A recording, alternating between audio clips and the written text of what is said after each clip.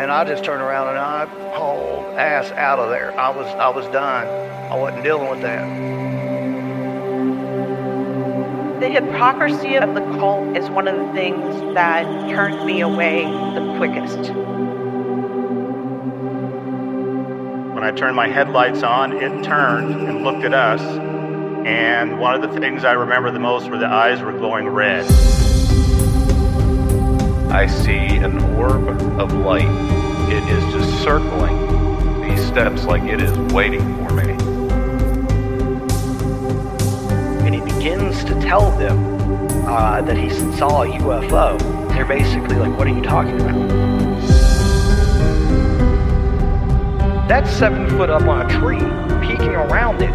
And that's where I saw the top of the muzzle, nose, and the eyes. As soon as I made eye contact with this thing, it felt like death. Welcome back to Tinfoil Tells. I'm your host, Brandon Wright. Tonight's episode, we're going to be joined by my guest, Christy. Christy is a paranormal researcher. She had some experiences at a young age, which has projected her on this path. So I'm looking forward to talking with her about all that. Before we bring her on, though, if you've ever had an experience and you would like to be a guest on Tinfoil Tells, please send an email to tinfoiltellspodcast@gmail.com, or you can go to tinfoiltells.com and go to the contact section. Either way will work for me. Get your message to me. Just make sure to reach out and we'll get something scheduled for a future episode. If you'd like to help the podcast out, please continue to share it around wherever you listen to Tinfoil Tells at. Every time you share the podcast around, that's a potential new listener, which is a potential new guest for the show. So it does help out in more ways than one. And for anyone out there doing that, just know I truly appreciate you guys. You can also leave a 5-star rating and review wherever you listen to Tinfoil Tells at. And if you listen on YouTube, make sure to like and subscribe and hit the notification button so you never miss out on any new episodes. If you would like to help the podcast financially, there is the Patreon. There are 2 different memberships. There's the free membership and then the paid membership. The paid one is only $1.99 a month. But with that membership, you get exclusive access to all of the episodes early, up to 2 months earlier than normal release schedule. They're all ad-free, and you get access to all the videos that I record. They're not released anywhere but the Patreon. But just joining the membership, free or paid, you get access to Crinkle Conspiracies, the podcast that I've been doing with Ed Corella. Find a topic to talk about. We just kind of dive into it a little bit. Again, if you're interested in joining the Patreon, you can find more information about that in the show notes. There's a merch store now available. You can get t-shirts, stickers, whatever else is on there. Make sure to check out the show notes for a link to that. Make sure to follow me around on social medias, Facebook, Instagram, X. Look for Brandon Tinfoil Tells on Facebook. You can reach out that way too. And finally, I'll be appearing at several different events this fall. The first one will be on September 14th in Dowagiac, Michigan at the Sister Lakes Brewing Company. It is Bigfoots and Brews and Spirits 2. It's being put on by my friend Eric from Uncomfortable Podcast. Then on September 27th and 28th, I'll be at the first annual Indiana Bigfoot Conference in Nashville, Indiana. Both of those events do require ticket purchases, so you can find links in the show notes to those. Make sure to come on out. Stop by my booth, talk to me. I'll have my recording rig if you want to talk about some experiences you had. In October, I'll be a guest speaker at both of these events. The first one is Peru Unity 6 on October 19th. That's at the Miami County 4-H Fairgrounds. It just so happens to be just a few miles down the road from where I had my experience that got this whole podcast started years ago. If you want to stop in there and listen to me talk about it, make sure to swing on by. And then there's also the Crawfordsville First Annual Paranormal Convention on October 26th in Crawfordsville, Indiana. I'll also be speaking at that one about some of the weird stuff that I've experienced and some of the things I've heard from the show. Both of those events are free and they're open to all ages, so make sure to bring the whole family. But I think now's time to dive on into our episode with Christy. Been looking forward to talking with her. Hope you guys enjoy the conversation. So sit back, relax, and enjoy the show. I'd like to take the time to welcome my guest tonight, Christy. Thanks for coming on here and talking to me. Yeah, absolutely. Thanks for having me here. I'm excited. Not a problem. My pleasure. Would you like to let the audience know a little bit about yourself? Yeah, absolutely. So I'm Christy, and I'm into, paranormal stuff. I believe, UFOs. I've had experiences with UFOs. Currently I live out here in San Antonio, Texas, and I moved from Oklahoma. That's where I worked before, but I'm originally from California. Um, Currently I'm running like a personal investigation. I've been doing a lot of paranormal investigating by myself for a while now, and I felt like maybe it's time to reach out to the paranormal community and see what we can get put together. So I do third eye paranormal investigations on Facebook. And actually, that's how I found you, through all these paranormal pages and like haunting pages. Mm-hmm. And I enjoy the stories that people come and on your show and talk about. But, it's a thing. It's a real thing. And because of personal experiences, early on in my childhood, and even as an adult, like, I just want to seek what's out there. So that's me. That's Christy. What I'm doing right now. Mm-hmm. Um, so so the paranormal. So like growing up, there's a area in California called Silmar, California, and I experienced a lot of paranormal activity out there. Um, my sister lived like in a ranch house. It was a huge ranch house, and it had horse stalls inside the house. And at night, like you would hear horses out there, but she didn't own any horses at all. And one night, like you can hear the horse like running back and forth, and like you can hear it, like it ran up to the window and then just stopped there, and then did this like noise. And we opened the window and there wasn't a horse out there. Um, I encountered a gentleman. Oh, and this was in the daytime. Um, he was picking up olives off the floor. Silmar was like a big olive orchard back in the 1800s, and olive trees still thrive out there, and so do citrus trees. And this gentleman, he was picking up olives off the floor and putting them in this other pouch, and he was solid, like he was solid. And he spoke to me in Spanish. We had like a legit conversation, like, hey, weather's nice, isn't it? Yeah, like, look at all these olives, all these beautiful olives. And I was like, yeah, sure. I was around, let's say 12. And I was like, let me help you pick up olives. And I remember picking up olives. And when I turned around, that old man was gone.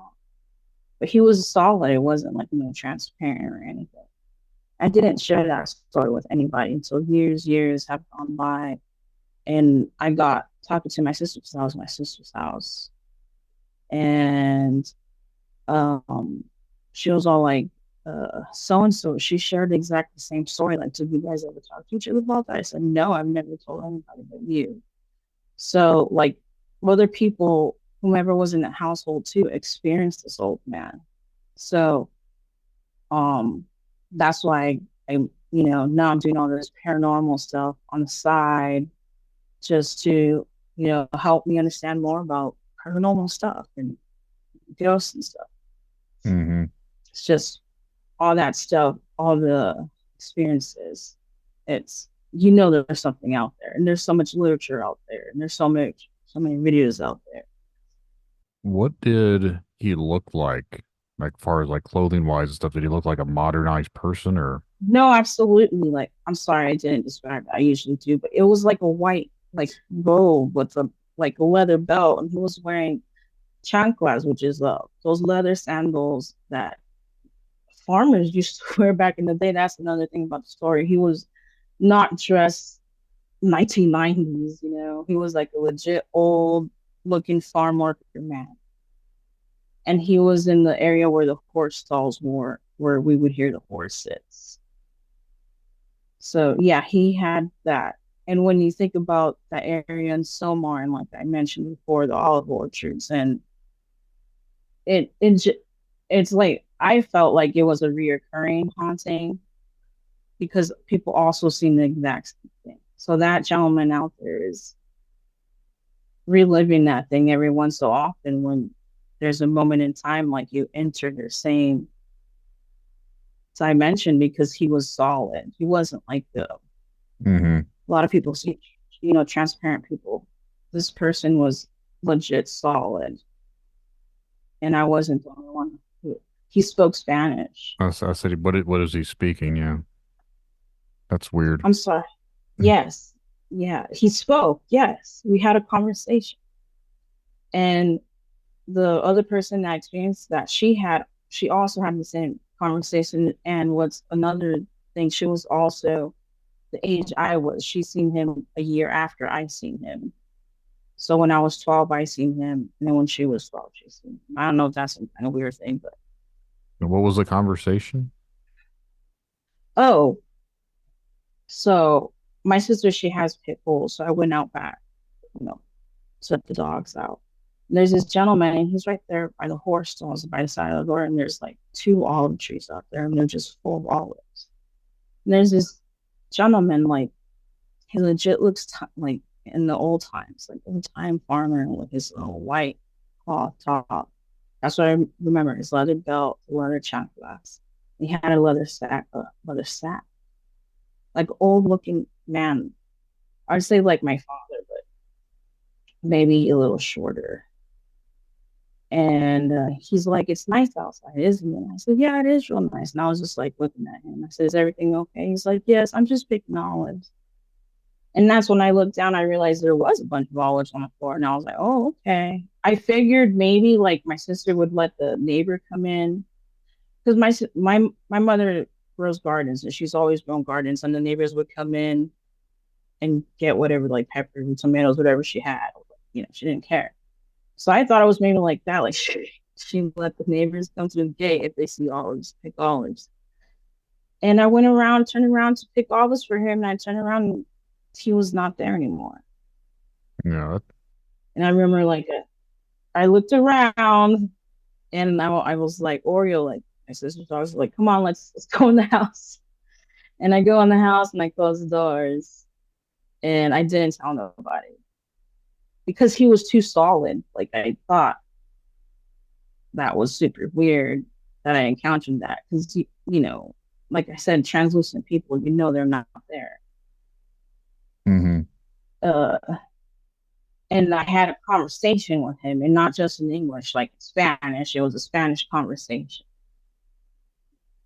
Do you know, like, the land itself? Like, is that like an old area? Because I'm wondering if it's one that was attached to the land itself. Yes, that's what I think as well. That's why I said like it's a town in California called Silmar, California. Back in the 1800s, 1900s, it's like right there, not in the area, but like maybe 10 miles from there was like the first mission in the Sacramento Valley. So all that area was like orchards, like citrus orchards and olive orchards. Like there were big old ranches. So that's old history back there. So my sister, that house was on you can tell like it was an old ranch. That's why when you think about it, like I mentioned, like back in the day, orchards, like, and I feel like it's a recurring event because someone else had almost the same conversation with this gentleman a year later when the olives were on the ground, like right. So I feel like it was a reoccurring event on this ranch. She had the horse stables also at that property. Yeah. I mean, I'm totally there with you. Like the Native Americans, how they used to have them dressed like that. But it was like more like rancher, I would say. Like they don't ranchero. I say that the image I got was like the old late 1800s, like ranch hand type person.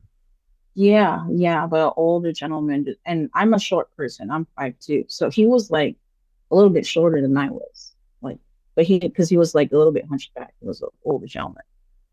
Did he have like a mustache or beard or anything? That's the one thing I don't remember, but I do remember like he could, he looked like a relative of mine. like that Mexican man, old man style face, just those high cheekbones and eyes and just the dark skin, but just an older gentleman. Hmm. Yeah, Yeah. and that's and that, like you said, a historic land. Yeah, I believe that he's tied there. Like that's where he was a long time ago. Like he legit used to pick up olives around that area. I believe. I feel like sometimes there's, I don't know the exact terminology to use, but sometimes they say like these spirits or whatever, they're trapped doing the same thing like a record.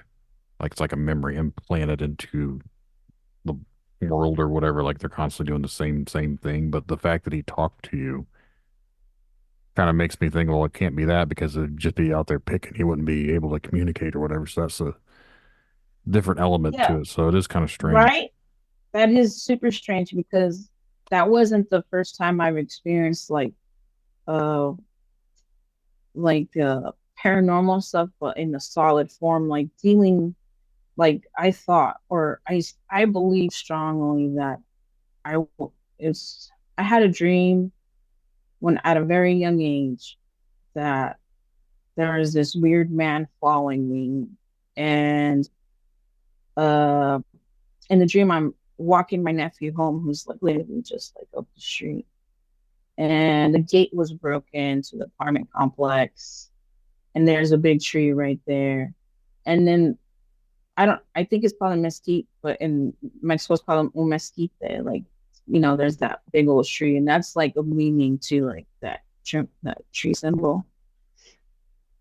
It like means like protection to be protected Hmm. like it's a strong tree and that tree was there and the gate was broken and there's like this man in like blue jeans and a hoodie. That's it's like a skater guy, like right there. And for some reason I was all like, Jose, go run home. He's like, okay. And he ran home. I will tell your mom outside. He's like, okay. And this guy approaches me and I was for some reason in the gym, like, how old are you? He doesn't answer me. And then I just hear a pop and I look and like I'm like bleeding, like he shot me. And I was like, wow, this is crazy. And my brother wakes me up. My brother wakes me up. He's like waking me up to like legit bad news. Like, hey, our cousin, like she's gone. She killed herself. So I had this crazy freaking nightmare on a night that my cousin had killed herself.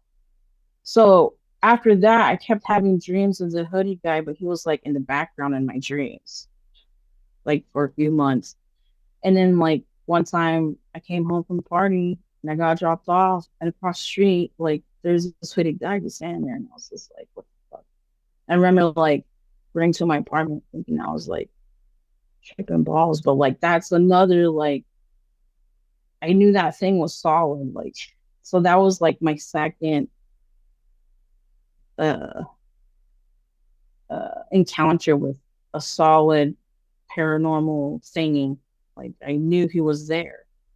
Like he wasn't solid. Like he was solid. Like something. Did you say this was the same area or is this somewhere Uh, different? no, this was in the same town. So Okay. like all of San Fernando Valley, all of that, it's north of Hollywood. So Hollywood, remember, it was like all agriculture back in the day. Like it was all farms. It wasn't Hollywood. Um, grape orchards, the citrus, the olives, the ranching. There's ranchers there. There's missions out there. Native Americans, like all that. That was the land before it was Hollywood. Before it is what it is, that was all Native American land. So that area where I was living at the time too it was like not a good neighborhood in the city.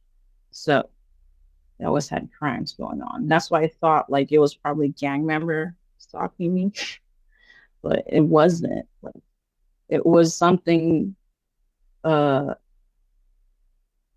like that came from somewhere and followed me like for a whole solid year until like I faced it and told it to like leave me alone. And then I would see it sporadically. And then it wasn't until like I was living in Oklahoma was the last time I seen it, which was like 10 years ago. But like that's like 30 years of my life until I finally told it to like leave me alone. Like, what the fuck are you doing? You just show up in a dream and then it's just weird stuff. That was just another that I believe was a solid paranormal thing. And it had to do with like my cousin's death. Because how would I have such that weird, vivid dream when she like killed herself? And we had a good, like, solid bond. Like, me and my cousin had a good, solid bond to where like I thought it was like a sign or something. But it got real bad that like I went to my mom. I was like, Mom, like, I don't know if you're gonna believe me or not, but like this is what's happening. So for about a month, I wasn't allowed to leave the house because they thought like death was following me. Mm-hmm. So, but like my sister will still tell me to go to her house to help her babysit her boys, you know? So I'd be like, okay. So one night she wakes me up like at 2 in the morning. My nephews are still up playing video games. She's like, hey, I left the diaper bag out in the car. Can you go get it? And I was like, yeah. And she's like, hey, take, your nephew with you. And I said, okay. So I'm walking outside in front of her apartment building. And like, I feel like I'm getting like deja vu at that moment. Like, why do I feel weird? And then it hits me like I'm here in the dark. I'm going towards my sister's parking lot with my nephew, like in the dream, like kind of like the dream. Because the dream I was in the front, and this time I was like in the actual parking lot in the back. And I had my nephew in the dream. And the gate was broken. But like, it's not hitting me at that moment, but it's like my brain is processing this stuff as I like walk towards my sister's car. And I look to my left and I see that the gate is like broken. And there's that guy, hooded guy, just standing right there. And there's a tree. It's not the tree of my dream, but there's still a big tree there. So I was like, what? Like, this is like weird right now. What is going on? And the guy starts walking. This is like 2 in the morning. Like, there's nobody around. Parking lot lights are not that well. I'm living in San Fernando Valley. I can be getting mugged right now. It can be a gang member. It can be like something, but I know it's not. Like, the immediate moment of knowing, like, this is the guy in my dream. This is the guy I've been seeing all around town. And it happened just like it happened in the dream. I told my nephew, hey, what's that? Like, go upstairs and tell your mom I'm outside in the parking lot. And my nephew, like, he looked at it, like, he's seeing it. And he looked at me, he ran and said, okay. But for some reason, I'm like still walking to his car. And then he's like walking into the parking lot. Like, he's like walking into the parking lot. He's walking towards the car. And I'm like, turn to the left and I stop walking. And like, I don't know why I said it, but I was like, how old are you? Just like in the dream, for some reason, I asked him, how old are you? And there was like silence. And then all of a sudden, like, I hear my sister screaming on the top of her lawn. She's like, Christy, get your butt inside right now, but real loud. Like, the whole neighborhood heard. No doubt about that. And I just remember, like, when I looked to the left to look at this guy, like, there was nothing there. And I ran through the parking lot. I ran upstairs. And my nephew was there, and my sister's like huffing and puffing. She's like, and she's like, I'm sorry I made you go outside. And I was like, what is going on right now? She's like, Mom told me about your dreams and how you feel like you're getting stalked. Like, I'm sorry. She's like, Jose seen it. Like, he said that there was something nasty out there. And she was like, was it a bad guy? He's like, no, it was like those nasty bad guys that you see in the shadows. Because my nephew, when he was little, he used to see stuff.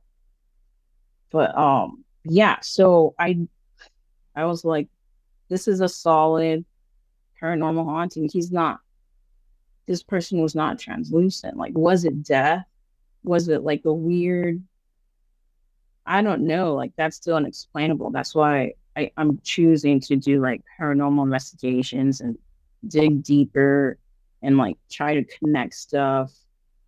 Because I do remember like going to Mexico and then like, because, obviously I'm Mexican and I have family ties to Mexico. And my cousin, she died out in Mexico. And I remember when I went, I was like, I couldn't go to her grave, but to like her room, I was like, hey, like, sorry, what happened and all that. And I remember after doing that, like, I didn't see that thing as much. Like, when I would see it, is like if like I was doing something really dumb. But that stopped a long time ago. And I'm glad it did. Because he was not, my nephew seen it. Like, people legit believe me because I'm not that type of person to like say weird shit like that. Like, dude, it's not a human person. Like, I can tell it's like from the spirit world. And I was like, did something happen while I was asleep and dreaming in the same moment? And like, my cousin also saw and we had this like soul connection. Like, was it just something weird like that was able for whatever this thing to manifest so solid? You mentioned your nephew sees things. What type of stuff does he talk about? Well, he's a grown up now. He's a military. He's in the Air Force. But when he was little, he used to see people. I mean, he would see people. He mentioned that he can see his uncle, and he described his uncle. And my sister's telling me this. And his uncle passed like way before my nephew was born. So he shouldn't have any idea of who he'd be seeing. No, because no one talked about him because it was so long that he passed. It wasn't like it was recent passing. People usually talk about that. But no, this was a passing that, was like maybe 10 years before my nephew was born. But like he would describe him growing up. So this is just like, oh my goodness, like he's he's describing this person that no one, like, I didn't know who this person was because my nephew's father never spoke about him.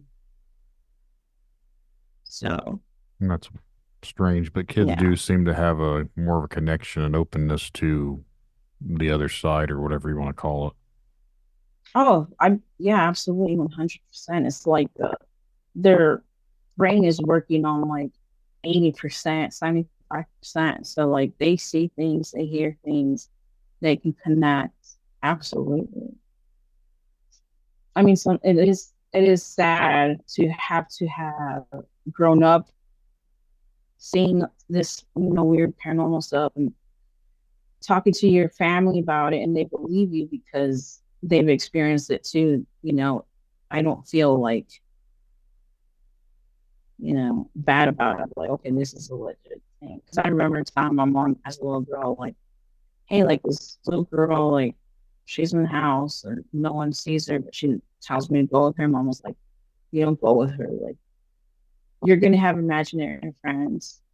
But if they tell you to follow them or go with them or try to make you do mean things, like, you tell me right away or you tell them to leave you alone. So I knew at a young age, like, expect to see weird stuff. And I believe in my culture, in Native American culture, like, it's heavy on the spirits and on the ghosts and on the ancestors and stuff like that. So I'm grateful that I was in a family that was so open to it, and they make you feel safe and understand and help you understand. Mm-hmm. Well, you said you started doing your own investigations and stuff. What is some of the things that you've experienced since you've been investigating? Well, personally investigating, like, I've gotten EVP readings, like voices. Um, I don't know if like REM pod activity. I don't have haven't I do have a photo, and this was, I'm gonna say, in 2017, October 2017. I was doing ghost hunting classes, and I was doing ghost hunting classes with one of like the top ghost hunting ladies in Tulsa. Her name is Terry. I know her last name is like, it's gonna hit me soon. But she was giving these ghost hunting classes, and we were in the part of Tulsa, so it's called Cherry Street. Cherry Street back in the day was the red light district for that part of Tulsa. Because Tulsa was a booming, like, oil capital of the world at the time. In the early 1900s, they were like blowing up. But there's millionaires moving out there. So, anyways, back to Cherry Street. So Cherry Street is there. It had brothels. It had bars. You know, a lot of shady stuff happening in that area. And there's one building, and it's a bookstore. I'm not going to name the bookstore because I don't know if they want that kind of, you know, bunch of people flocking there. But and if you go to Tulsa, you'll figure it out. And there's a bookstore. It's on the second floor, and we did our investigations in there. It was such a fun time investigating. Like, we were being taught how to like use EVPs and how to use an EMF, and you know how to feel them with your body, and just, you know, to pay attention. And she was great. Like, her whole team was great. And so below the bookstore is right now it's a massage parlor, but it was, that building on the first floor was a brothel. There's still like those massage rooms used to be like, you know, the room rooms. So one evening I'm in one of the rooms, and it's just silence, and it's just dark, and I'm doing EVPing. I'm EVPing. I have my recorder on, and a couple comes in and they snap a picture, and I didn't mean to spook them, but they didn't expect to see someone sitting in a chair because I was just sitting there in the dark. And they were like, "Oh my gosh!" I was like, "Yeah, I'll step out of the room, and you guys can have the room." And they were still taking pictures, and in those pictures, I have to find them. They're online somewhere, but there's like the green worm, and it had light reflecting on it in two separate pictures, and that green worm was like following me in that same room. I got an EVP, and it's the voice of a man, and he's mumbling. I can't really make out what he's saying, but you can tell he's a male. And then there's a lady's voice that comes in, and she says, "Please be gentle with me." And I was just like, oh my God, because it used to be a brothel, and this voice I just heard is, and the way she said it, like, "Please be gentle with me," like, people don't speak like that nowadays. So that was a cool like EVP that I got out there in Tulsa. Tulsa is very haunted. I love Tulsa.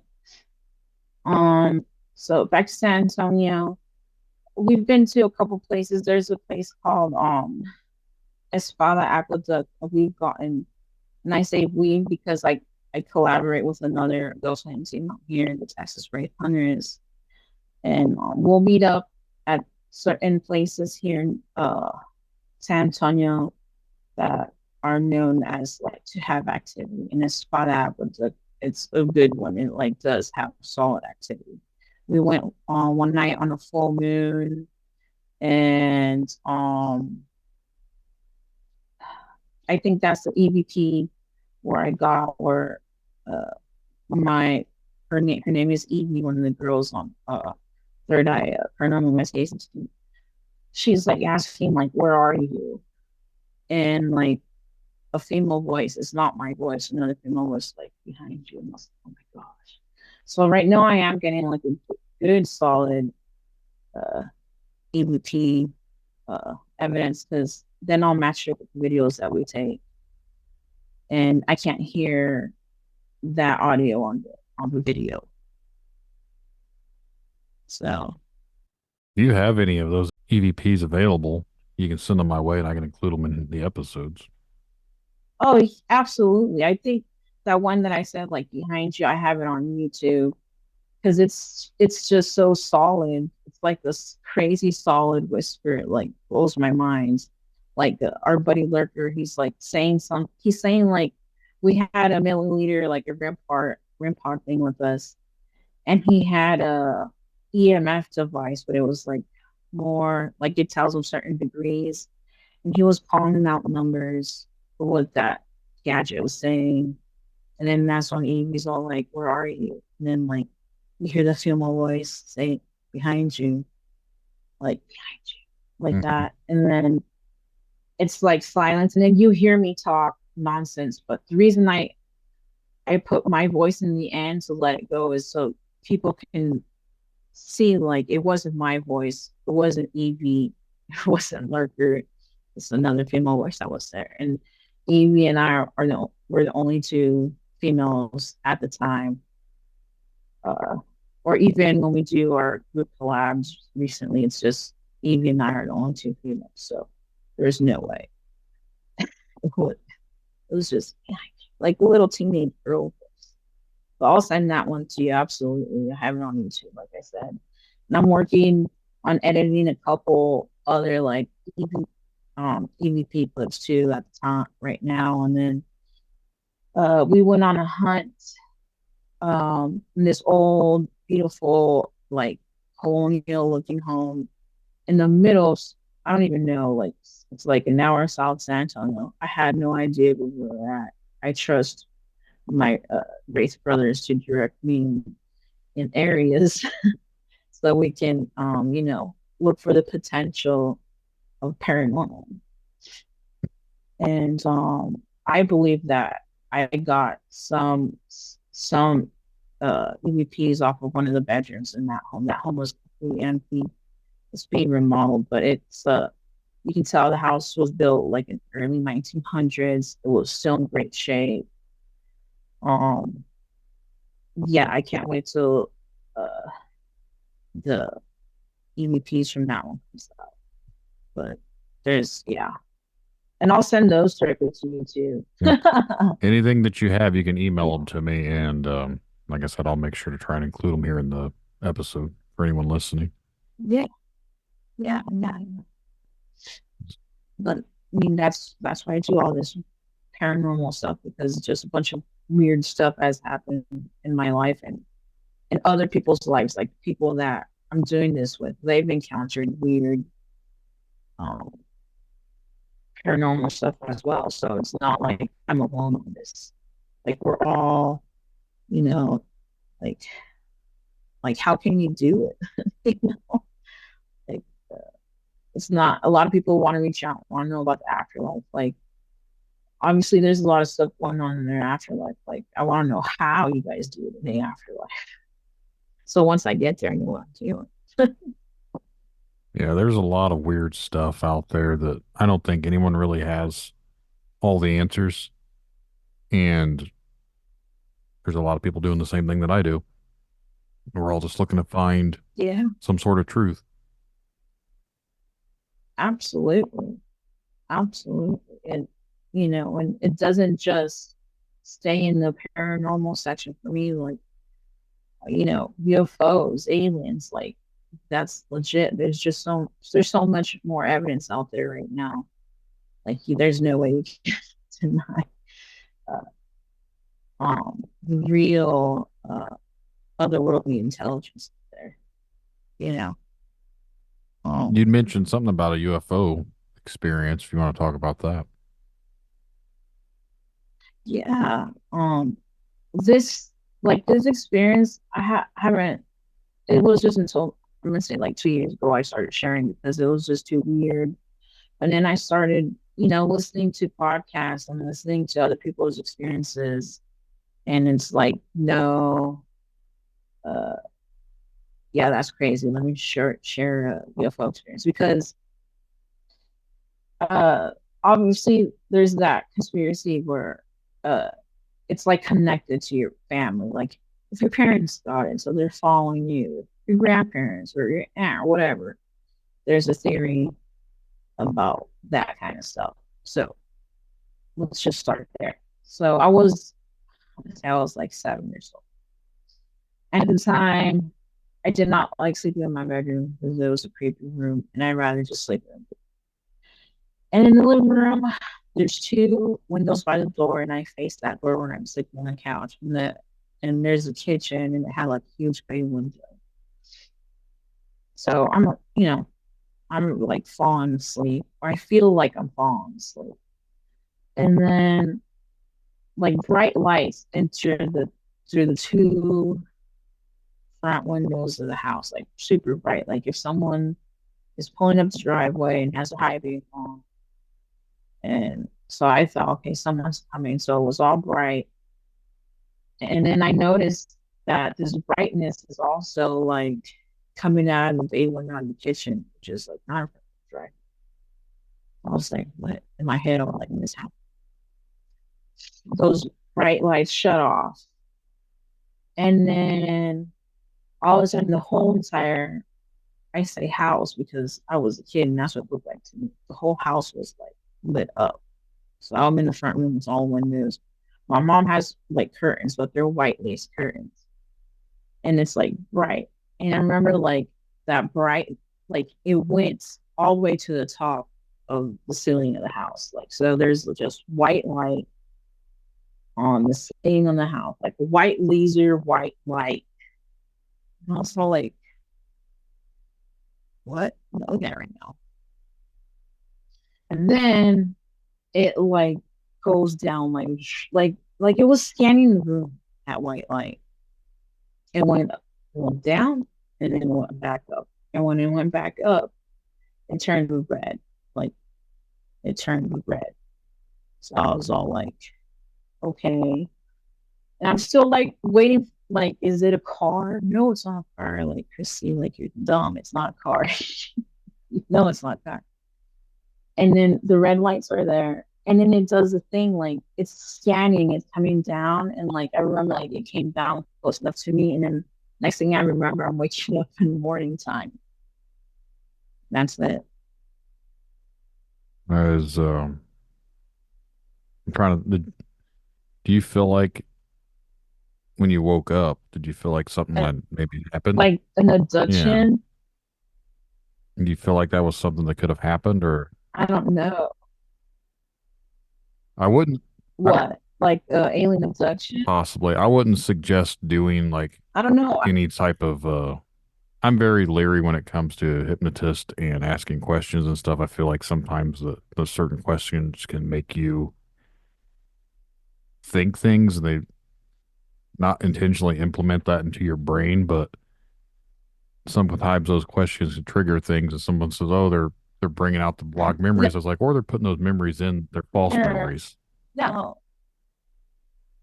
So I'm leery when it comes to stuff like No, that. like that's the solid crazy, like what the fuck? Like because so I didn't share it right for years. Not until like 2 or 3 years ago. But then the older I get, stories were, and there was like, I thought I would be dreaming, but like it'd be like three figures sometimes. Like, and I wake up and it's the next day. But like, it came out that like my dad growing up, he had a weird, like, he seen a UFO in the sky. Like, it was close to their ranch. Like, and it wasn't like out in the sky, like it was like in the sky, like below them. And this was like when he was young. And my father's very religious. He does not like to talk about that stuff. But he shared it to like my sister long time ago, like years ago. He's like, I think she was like reading a book on it. You know, sometimes the schools they let you choose like books out of library, like Bigfoot, UFOs, or Bermuda Triangle, stuff like that. And like when I was like, he's like, but don't tell nobody, because you know people think I'm crazy. But and then like all this weird stuff, and because paranormal is one thing, like spirits are there everywhere. They're everywhere. You can't, you know, that thin, that wall is very, very thin. But like the alien stuff, that's like just more crazier. Like I feel to share, but once I started sharing it, like they're like, so and so seen it, and they're in the family, and I was like, what? And then my brother, he started is like, yeah, man, everyone will go camping. He's like he sees stars in the sky, and he'll stop in the middle of the sky, and then just zigzag the other way. And I believe him because out in the middle of nowhere when we go camping, like the stars are bright, you can see everything. I was like, have they been following this since my dad or even before our dad? So I do believe in that theory of families. They're studying you. It just keeps going. I don't know, like, I don't know how things work when it comes to UFOs or spirits or anything about that, but I don't feel like things travel through space to come here and study like just a random person. And I understand the whole concept of abductions of why they would be here to do that because look what we do to animals in our own world. Like we will pick out a random animal, you take Oh a look, yeah. investigate, look at it, tag it, put it back in the wild. I can see a Yeah. highly advanced civilization traveling and doing that because they have interest in our planet and interest in us. But at the same time, if they're smart enough and advanced enough that they can travel through space, why would they come all the way and do the same things we're doing? Wouldn't they be further advanced where they didn't have to rely on us to do stuff like that? Like if they come here for what people say, they abduct people and they do these experiments on them and they're doing these hybrid stuff. Like when you start to go down that whole woo factor of abductions, I don't know where I stand on it because some of it just doesn't seem to make sense. But a lot of stuff in this whole weird realm doesn't make sense to me, but it's why I do what I do. Well, yeah, sometimes when I think like what makes us think we're like uh all those sci-fi books like Star and not in movies like Star Wars and Star Trek, like there's so many planets out there. Like what if like we're like one ex you know, one experiment out of a bajillion experiments out there that all these certain types of UFOs and aliens are coming, they all each got some weird stuff going on The way for all I think it's mathematically saying to, I don't know the proper verbiage of how to say it, but like I think it's mathematically sound to say that there should be more than us just in our own galaxy. And they say there's how many galaxies, but just in our own galaxy, there should be like multiple thousands of civilizations, advanced civilizations, you would think, maybe even more, just off the mathematical equations of planets around a star, how many stars are out there, every planet has so many, or so many stars has so many planets. Like mathematically, you would think somewhere there'd be intelligent life, but for whatever reason, we've never been able to quote unquote communicate with it that we're aware of. So that we're aware. That's correct. I still believe that there's something out Um, there. What it is, I have no idea. Is it yeah. coming here and taking people? Possibly. I don't know. I've never been abducted to my knowledge. I mean, I've had some weird stuff, but to my knowledge, I don't remember if anything was really happening. So it is something that fascinates me, but I'm not going to tell someone I think they were abducted because I don't know if that's a true phenomena or not. Oh no, I understand. That's why I said like paranormal is one thing, but like all that UFO and abduction talk, that's totally other like thing. Another Pandora box, you know? I feel like one way or the other, it's all connected between paranormal to UFO to cryptid to all sorts of strangeness. It is all somehow under the same umbrella. I don't know how it's connected, but I feel like it's No, all interweaved together. oh yeah, for sure. It is. I feel the same. I feel absolutely the same. Like it's all working together. All right, like, but where's the link that everything is working together? There's a lot of different theories out there, and like I said, I'm just a guy with a microphone. I don't have all the answers. I don't have any answers to be 100% honest. I don't know shit, but would you want to like to share a story with me? And what would you like to know? Just a memorable experience you had. Doesn't have to be like spooky or anything. Just like one that's solid that stays in your head. The reason I do my podcast, and without going into the whole thing on air, I back in 2007 I saw something walking in the road that shouldn't have been walking in the road. And ever since then I've been pretty much on my skeptic's quest of saying this isn't real, this couldn't be possible, but in the back of my mind I knew what I saw, and it made me question a lot of things.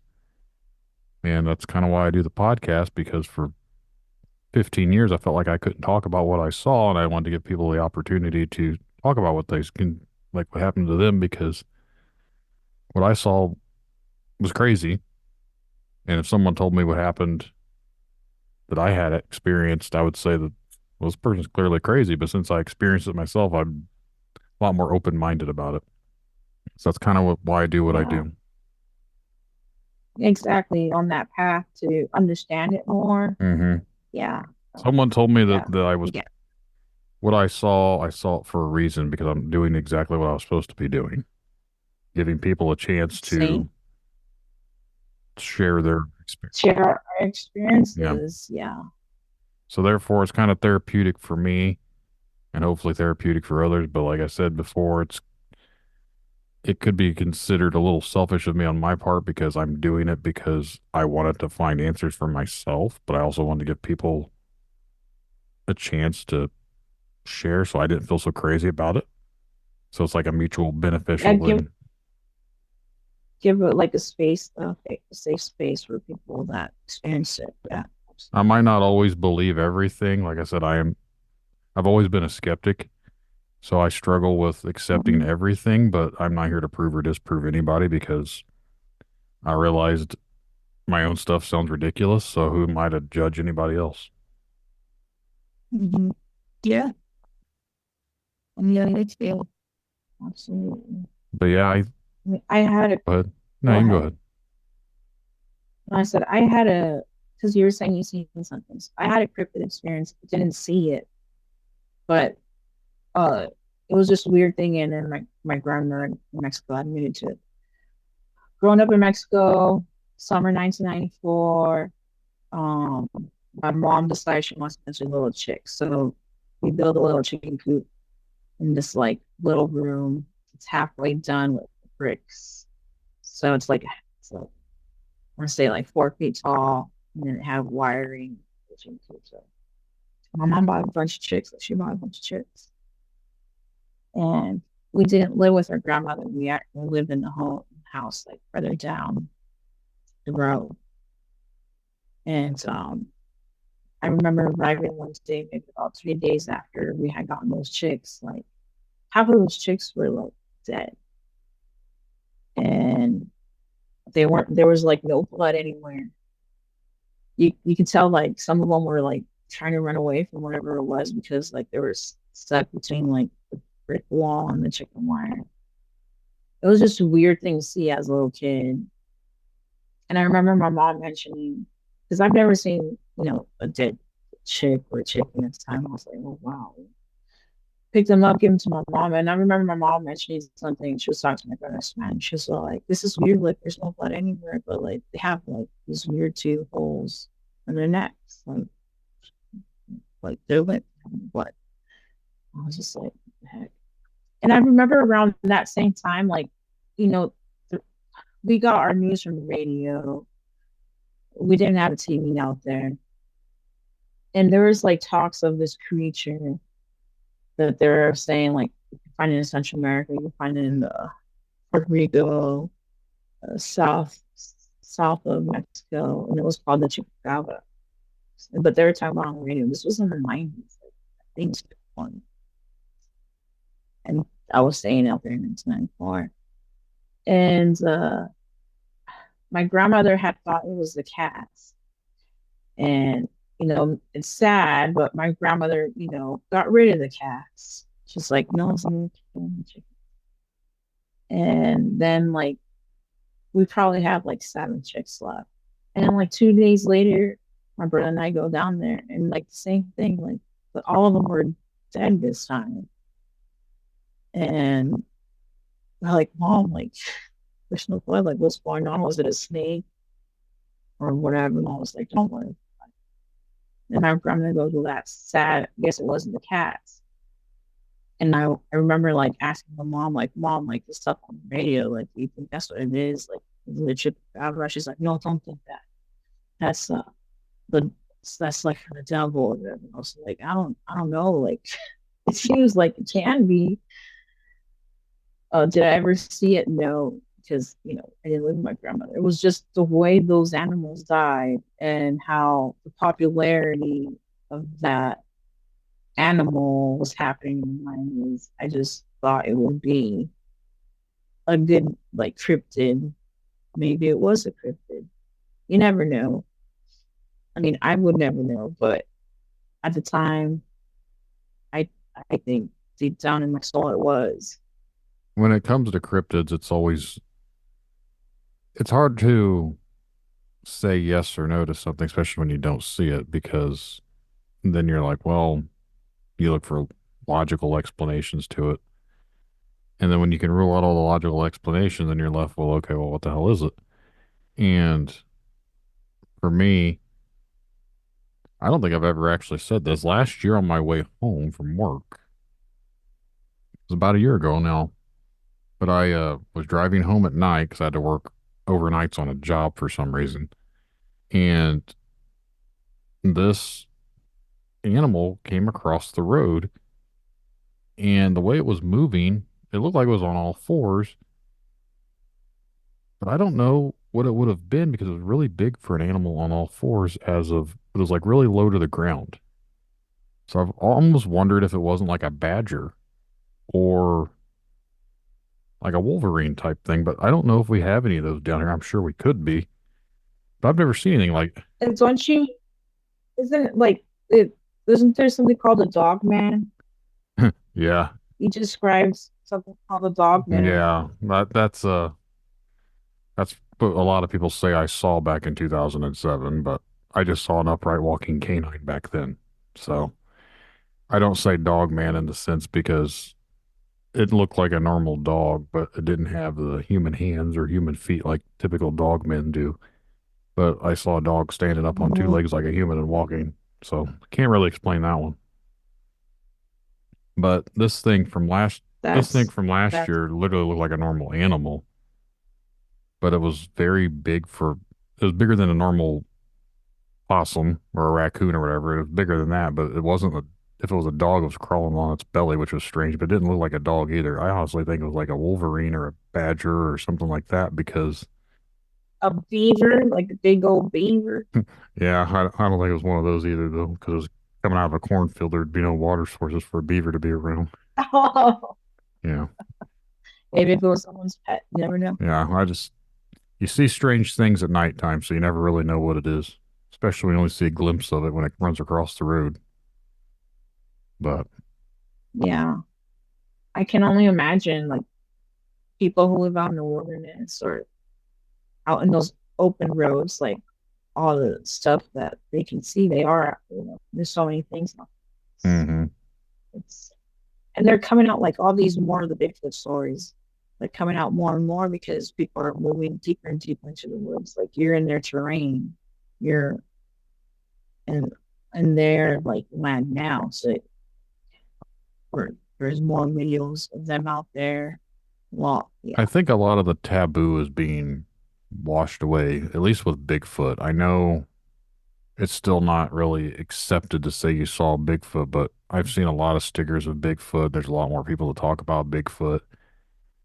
And then mainstream, you see, obviously, Jack Links has commercials for Bigfoot. There's been movies. There's Bigfoot's a little more Oh yeah. universally acceptable, I think. I don't think everyone still believes, but at the same time, I think that they're more open to the idea. But when it comes to some of these other things, it's still on the woo-woo side. A lot of people are like, that isn't real. Well, No, I believe like there's different dimensions and all these. That's where they live at.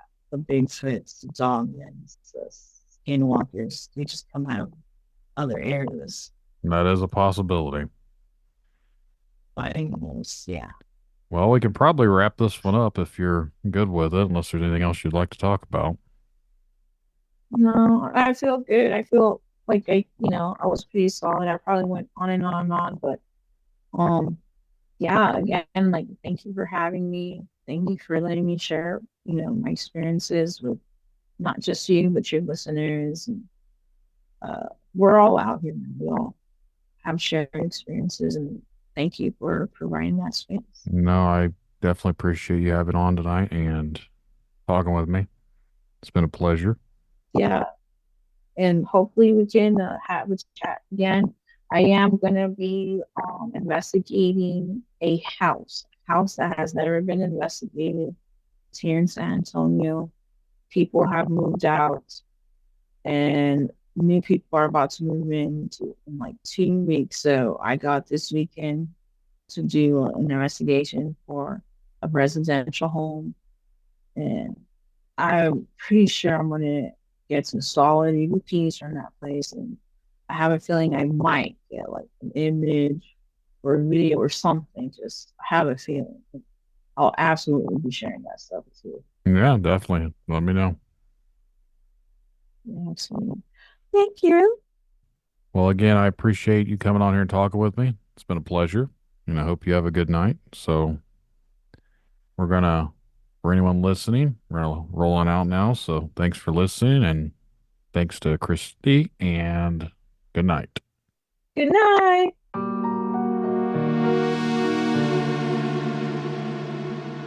And that's the show, everyone. I really hope you guys enjoyed the conversations. If you would like to be a guest on Tinfoil Tells, remember to send an email to tinfoiltellspodcast@gmail.com or go to the contact section of tinfoiltells.com. Just get your message to me. We'll get something scheduled for a future episode. And just remember, the truth lies in the stories we share, the connections we make. Stay curious, stay open-minded. Thank you all for joining us on this journey. And until next time, keep questioning, keep seeking, and keep exploring the unknown. Good night, everyone. Tinfoil Tales in the headphones.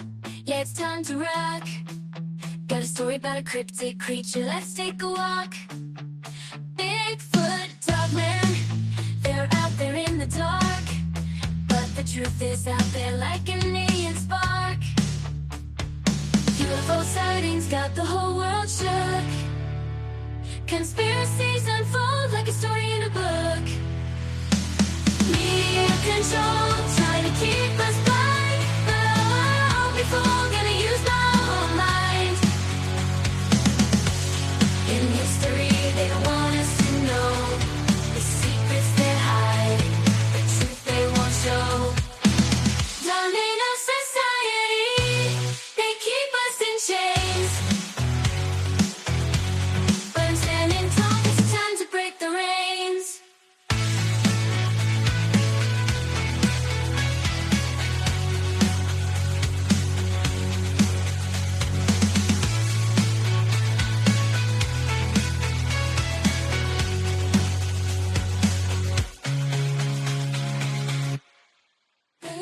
Control, trying to keep us blind. But I won't be fooled, gonna use my own mind.